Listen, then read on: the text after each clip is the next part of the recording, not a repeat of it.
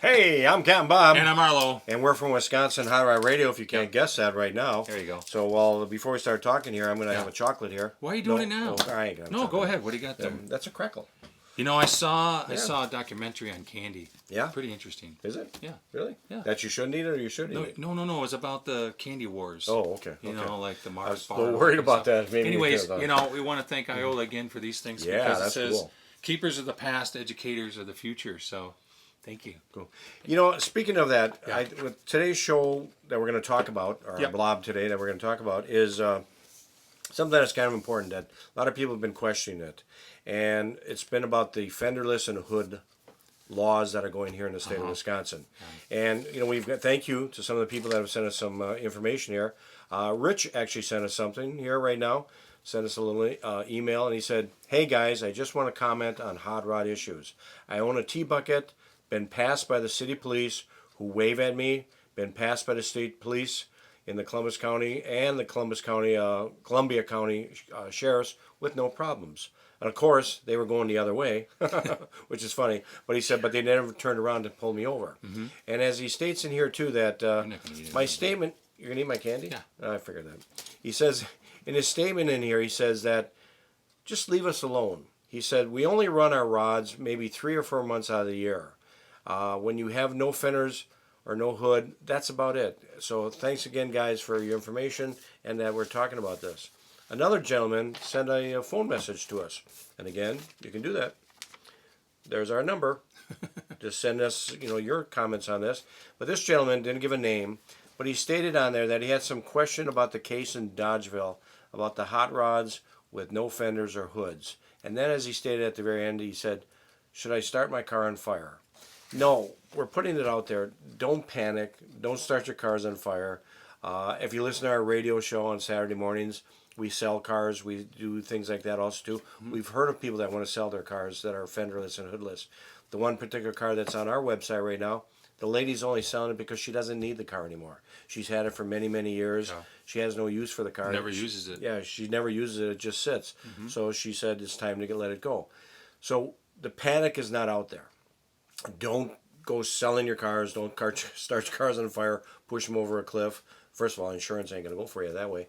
But no, don't panic at this point. We did have a meeting with a state representative about a week ago, and it was very informative. Well, very informative. Let us recap what happened.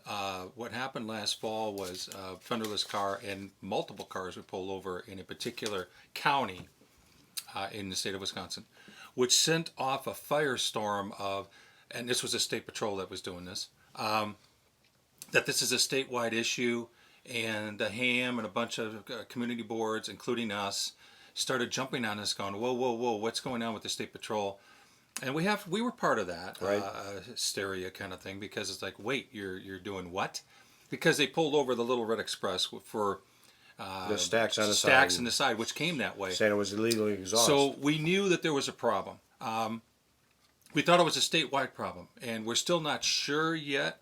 But what we found through Bob's detective work, Kurt Rimkus, the Wisconsin Specialty Vehicle Alliance, this is a particular county that we're having trouble with, not a statewide issue.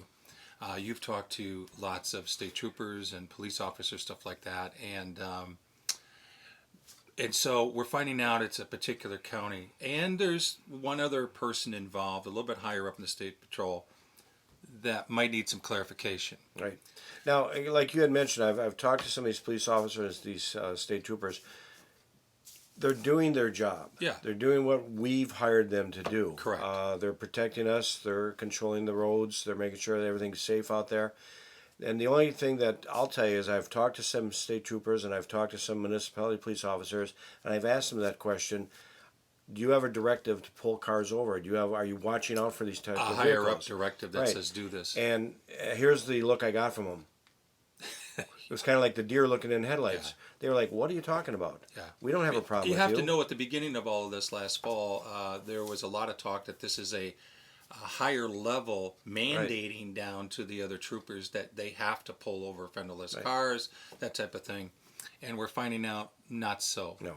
Not so. As some of the state troopers and the police officers have told me, the only time we're going to pull you over is if you're screwing around. you're speeding. And they should. And one of the guys that I did talk to that was in this area, he said, I know I got pulled over because I was speeding that day. Yeah. So he said, that's why I got pulled over. Right. So, right, if you're doing what you're supposed to do and you're just driving your car back and forth to a show, or like the one gentleman kind of said us thing, we only drive them 3 or 4 months out of the year, Right. and basically we're not driving them every day. Right. We're just going back and forth to an event. There's not a problem out there. So we're not saying there isn't a problem. We're just saying it's not a big problem as everybody thinks it is. Yeah, it's not this statewide issue that we're finding out. And that, we're kind of doing the investigative reporting. We know there are other people doing the same thing. So not to stop there, because we see an issue with language and interpretation that could haunt us in the future because of this. So the good that came out of this are a couple things. One, a new group came out, and it's called the Wisconsin Specialty Vehicle Alliance. Okay, this is brand new. It's put together, and what it is, their mission is to educate specialty vehicle owners about their rights under the Wisconsin law, and to advocate, because that's a big word, for legislation that does not diminish. That's a big word. That was big. Well, you could sit back and say, well, this law doesn't affect me. Or you can be proactive like these guys are doing and say, let's make sure they don't diminish our rights as car owners or hot rod owners or whatever. And so they formed this group out of it. And for $20 a year, and it won't go up any more than that every year past that, is you'll become a member of an association that will, as a large group, talk to legislative people, talk to people who affect the laws, possibly talk to the DMVs, the state patrols. It's much like the ABATE program was formed many years ago for the motorcycle in Wisconsin. Where they have districts and stuff where they could advocate on their behalf, which they do a nice job. So out of this came this, okay? And you can get a hold of them by going to WSVA2019@gmail.com. for $20. You'll become a member, and because of that, you get a sticker. You're also going to get a glove box copy of the Trans 305 and many other parts that explain what's going on with the laws. Now, when you get that, it's very wordy, and there's lots of things, the statute, and it needs clarification and or the way we interpret things, and that's what we're finding out as well, is that particular state trooper in that area is interpreting it the way he sees it. Correct. Okay. Now, there too is, you read it, your friends read it, this person reads it. It's written by lawyers. Everybody can say it. There, as I've said, there could be some fine lines there. That you might misinterpret it this way, where this person might interpret it this way. So you really have to read those state statutes to say, okay, is this okay or is this not okay? Right. And one of them is the hood problem, where the gentleman that in the Dodgeville area that got pulled over because he has no hood. If you read the state statutes state nothing about that you don't have to have a hood, but if you do have a hood, it has to be properly maintained and latched and in good working condition. Right. But it does not state you don't have to have a hood. Right. So that's that kind of fine line that you might say, I have to have a hood, and this person might say, you don't have to have a hood. Right. So, yeah. And the replication title, or part of this whole legislative thing, needs to be clarified as well. So now, getting to the next point, many of you have reached out to legislative people that we've asked you to do, and we want to thank SEMA Sands for helping us with that type of thing. We heard that over, I think, 15 to 16 legislative people have heard from constituents saying, okay, what is going on? We need clarification. One of them is this guy right here, Bob Whitkey. He's a legislative out of the Racine County area, which is in the southeast corner of Wisconsin. Okay, and he sat down with us and talked to us about what these issues are. This guy right here. Very nice. Now, what's cool is he came prepared, because he sat down with the Department of Motor Vehicles, the state troopers. He's already done his research there. He's talked to them. And now he wanted to talk to us, and we were invited. Thank you, Dennis Malone. And Kurt Rimkus was there. He's our god of all of this knowledge, because he helped write a lot of these laws. So he interprets them the proper way. He was the guy that wrote all this, and then they handed them off to the lawyers, and they rewrote it. I want to read a letter that we got from this guy, Bob Whitkey. Okay, he was very involved in our discussion. He shook his head quite a bit, like, this is good. I need this type of information. And he's part of the state assembly, and this was August 16th that we did this. And he said, I was invited by a group of constituents, all car enthusiasts, to sit down with me and discuss some of the challenges that they're experiencing with law enforcement and supporting Department of Transportation as it relates to operating hobbyist vehicles in Wisconsin roads. I'm going to stop right there. One of the things that we made very clear to him, I'm just going to say this being a Republican, is that this is a hobby, yes, for us, but it's a large industry within the state, any state in the union. Right. You have builders, aftermarket suppliers, delivery guys, you name it, storage people, everything, and also benefits that and charities that we support. So it's an industry. Okay. He said, in our discussion was followed up to my office meeting, department, motor vehicle. So he met with these people, representatives, regarding issues raised by many of the constituents to multiple legislative offices, which we talked about earlier. Our get-together on Friday was very informative for me and a good exchange of information. I left with additional questions and concerns to the research that he did. He's not going to stop here now. He's going to go look at some other things. As a result, my office will be working to formulate specific action steps that he can too, take with all the stakeholders to address issues in this area. So he's going to be looking at how are we interpreting and how are we discussing these particular parts within the statute. Also, he wants to know why now, after 20-some years, is this issue coming up. Right. And he's going to get to the bottom of that. We agree we want to see this industry, thank you very much for that, continue to flourish and grow in Wisconsin.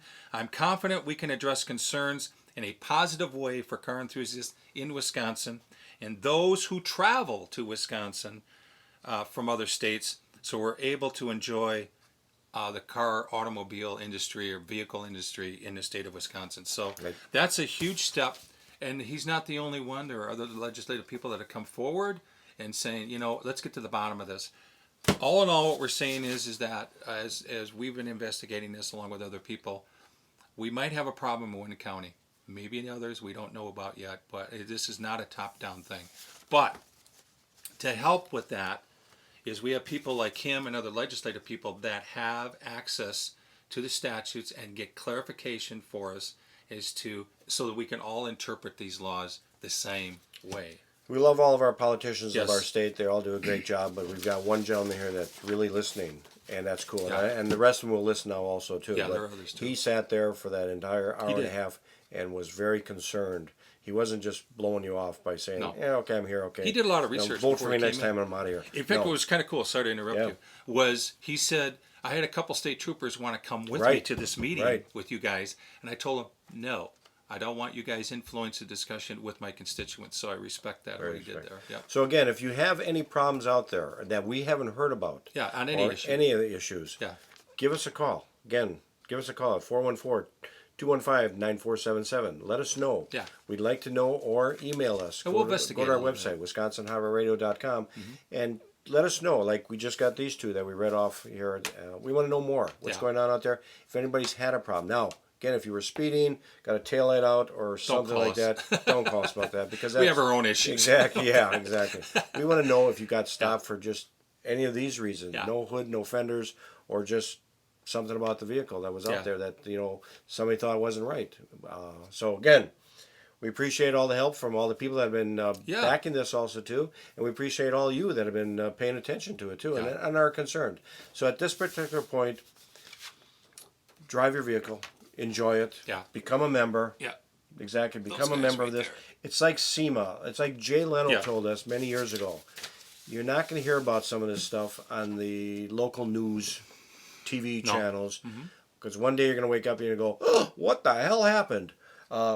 You need to be part of this. You need to be part of that group. You need to be part of SEMA Sands, because they're going to send out information, what's going on in your state, and they're going to let you know about it. Yeah. So this way you'll be aware of it before something does happen. You might be able to Correct. be the voting person out there that can say, I can make a change. Be proactive. Exactly. So what I'm going to do right now, Yeah. I'm going to go for another I chocolate. know I ate your chocolate. Because you ate my chocolate I did, already I did. out of our skull here. Yeah. And I'm going to grab another chocolate. All right. Otherwise than that, we're done. We're out of here. But anyways, thanks for checking in with us, and we'll keep it up every week. See you later.